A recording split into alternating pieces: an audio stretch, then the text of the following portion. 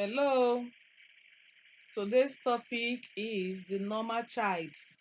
It's a continuation of our last lesson. As I said earlier, I said, just as we are different humans, so also our abilities are different. There are some that are strong, there are some that are weak. But in this lesson, we are going to be looking at the normal child. Who is a normal child? The normal child is the person that learns tasks according to his or her age. The child learns tasks, carry out his activities according to his age. If this activity is for a 4 years old child, because that child is 4 years, that child is expected to be able to carry out that activities perfectly well. That is a normal child. Examples of normal abilities in persons are: a 3 years old child should be able to run freely, should be able to walk.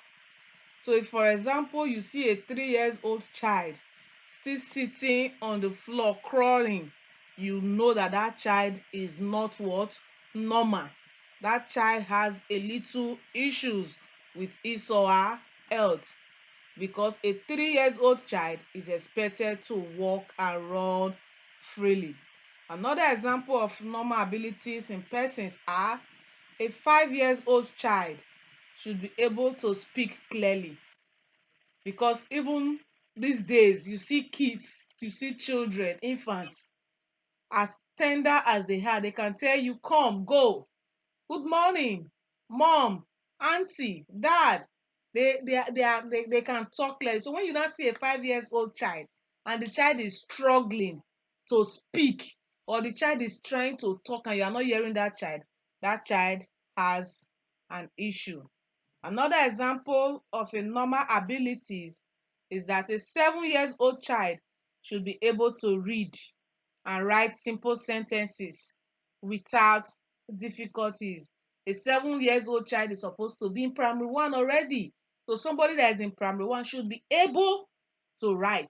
Just like in our school, a child in KG3, KG3, which is supposed to be 5 years, those kids in KG3, they can write simple English, simple sentence, and they can speak very well. So not alone a child that is 7 years old. So a child that is 7 years old is expected to read and write simple sentences without difficulty. If he's having issues with that, that means he's not a normal child.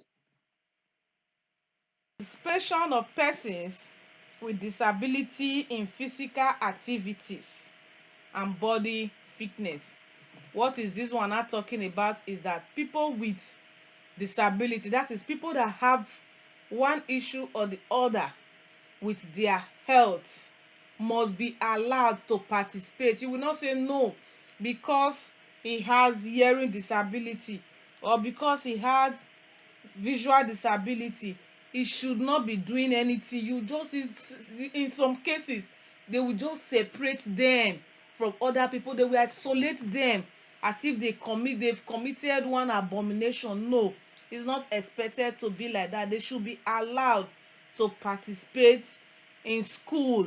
They should be allowed to participate in their community. They should be allowed to carry out physical activities. If their peers are doing that, they should be also given the opportunity to do that, because in doing this, that is when you see them, they can represent the country at higher level, at international competition. Why?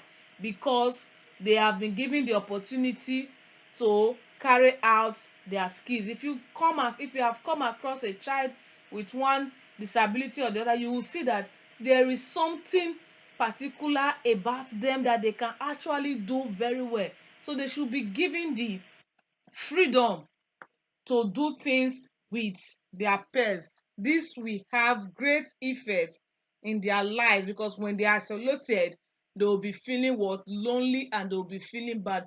But when they are allowed to mix up with their peers, to do things that their peers are doing, you will see them, they will be happy. Effect of allowing people with disability to participate in physical activities. There are various disabilities like paralysis, blindness, deafness. When these people with disabilities are given the opportunity to participate in physical activities and body fitness programs, there are a lot of things that will come up. They feel a sense of belonging, like I said before. As you can see on the screen, the child is happy. Oh, that child that just ran just now has two legs, has two hands. Me now, I have one hand and I can still run. Now he's given the opportunity to run. You see the child is so excited. The child is full with joy and happiness. Why?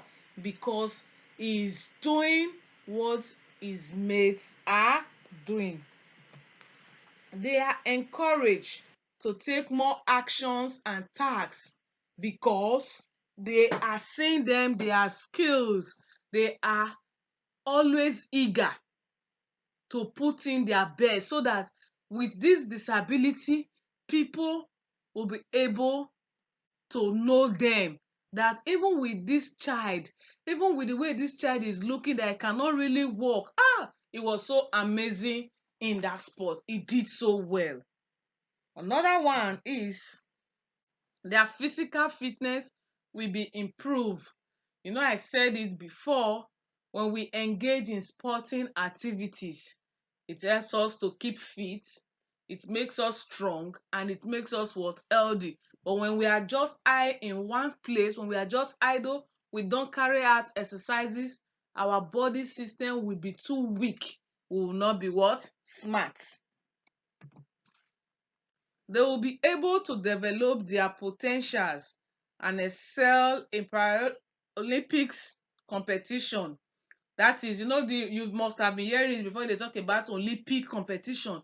It is, they say, there's this saying, they said, practice makes perfect. It's only when you practice something, that is when you can be good in it. Even if you have you have the skills, if you are not practicing it, if you are not doing it, like let's take footballers for example. You cannot tell me now that these footballers that we hear about them, we hear about Messi, we hear about Rolando, if they have been sitting down in their houses without going out to carry out this sporting activity, without practicing, they will not be an exceptional footballer. So those skills, those potential that that person has, it will be coming out, it will be developing it, and at the end of the day, the person will be what? Outstanding. Then the person cannot be going for all this Olympic what? Competition, because the person has been gifted, the person has practiced, and the person is now doing well. Many Nigerians, many Nigerians have participated in various of these Paralympic competitions.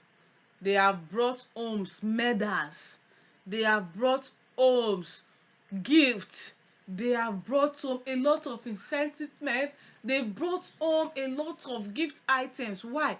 Because they were able to come first in the activities that they participated. And at the end of this day, because these kids, because these persons have been given the opportunity to practice their profession, to practice what they are gifted in, when they go outside, they do so well in their competition. So this lesson has just been able to explain to us who a normal child is. And I think